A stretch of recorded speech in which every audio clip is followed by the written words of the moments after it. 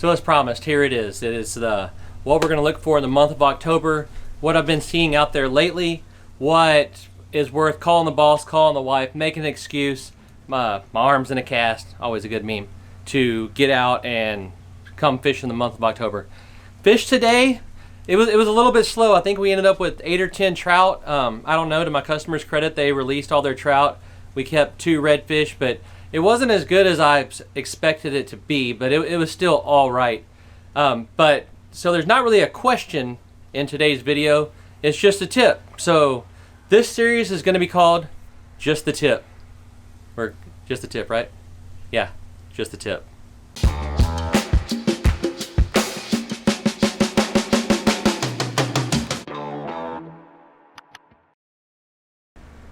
Alright, so we just got done fishing today. Like I said, it wasn't the most action-packed, glamorous day we've ever had. As a couple redfish, 8 or 10 trout.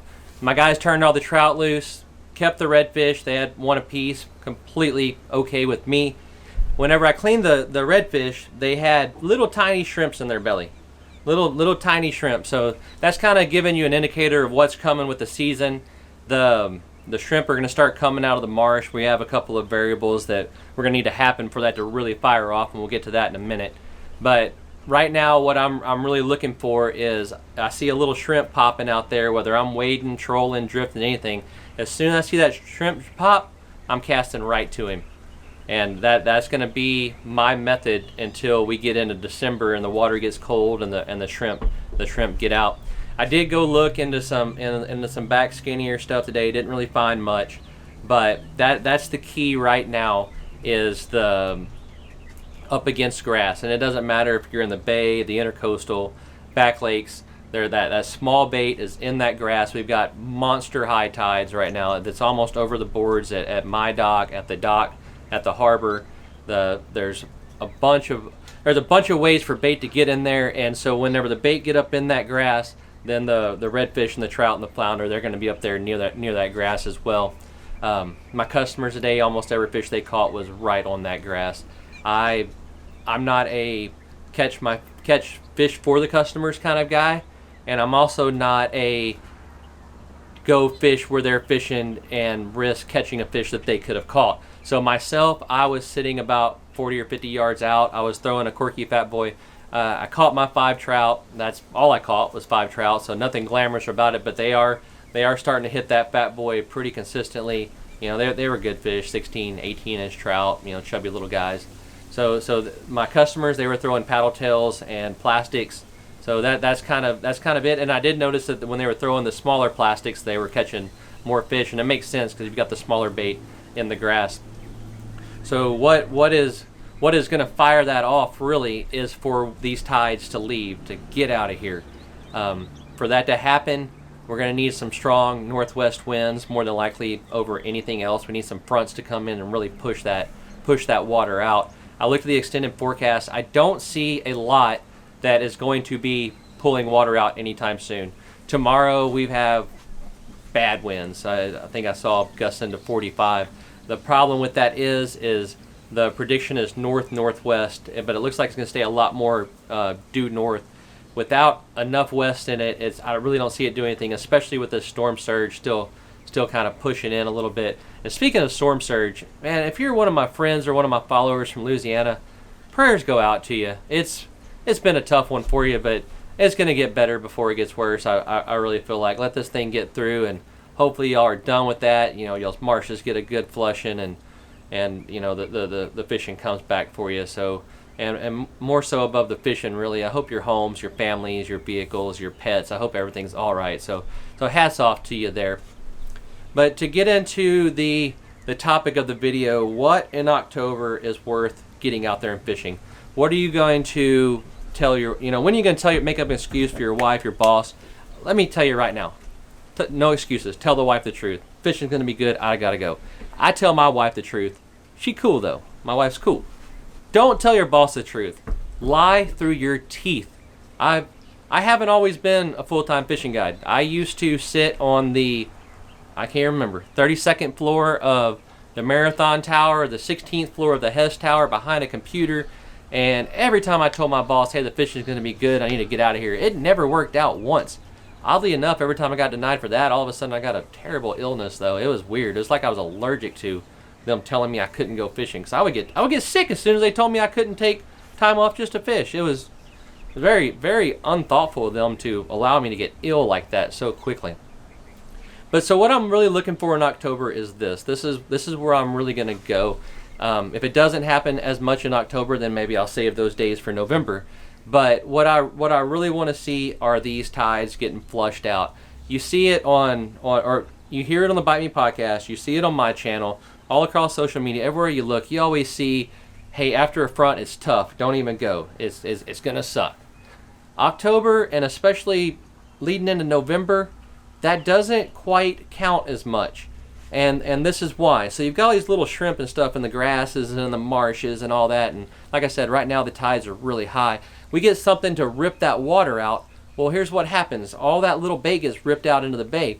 Well, by nature, that is that bait's cue to migrate to the Gulf, to get out of Dodge. By the time when that water gets cold, you're not going to see little shrimp and stuff around here anymore. They gone. So as they're crossing that bay trying to get out of here, well, the fish are going to find them. When the fish find them, the fish are going to shove them up to the top, and they're going to be munching on them. Well, what helps us out there is the birds are going to see these shrimp getting shoved up to the top, and the birds are going to be over pecking on them. So that's what makes it easy for us to see, hey, look, there's a group of seagulls over there. They're tap, tap, tap, tap, tap, tap. You know, you'll see them swooping down and grabbing stuff. You'll hear them. They're making all kinds of racket. You pull up on that, and it's almost a fish every cast, especially in the Matagorda area. I know that you guys down at Port O'Connor, y'all get on some gaff top and some stuff like that. And then Galveston, I've fallen victim to it many a times. But just as easy as gaff top, there can be trout and redfish and whatnot under them. You know, trout and redfish love shrimp just as much as the trash fish does. But, I shouldn't call them a trash fish. Gaff top lives matter. That's CCA stuff. Me and Kay can be fishing for some CCA fish. Catch a big old gaff top, send that boy to college. It's the only chance he got, y'all. I don't make no money doing this. But, so anyway, those couple of days after a front, that's usually when that water's been pushed out. You know, especially pay attention to this. If that front had northwest in it, that is a key for this part of the coast. Or in your area, whatever wind rips water out of your bay. If we get a front with a big northeast in it here in Matagorda, oh well, it didn't rip any water out. You know, I'll go fish the wind-blown shorelines where some bait got shoved against it, but it didn't really rip that water out. So if we have a big wind event that has water that dumps your bay system, and then those next couple of days are, you know, clear days, as long as it's blowing 10 to 15, I really don't want anything over 10 to 15. I want those birds to be able to find that bait easily. I want them to be able to stay grouped up easily. I'm going to do a video in another week or two about fishing birds that talks about, you know, how we approach them, what lures we use, all that stuff. As those birds get pressured more and more and more, then they're gonna break up on you when they see your boat coming up. It's funny. The seagulls are whenever you're out fishing with your buddies, right, and you're fighting a fish, and you see a boat coming, you're like, oh, put your rod down, put your rod down, put your rod down, right? You do it, I do it, we all do it. Birds seem to do the same dang thing. You pull up on them, like, oh no, everybody chill out, and they just sit on the water like, hey, ain't nothing to see here. So there's techniques and styles to overcome that obstacle. But that would be why I burn a vacation day in October. If we've had a good tide dump event a day or two after.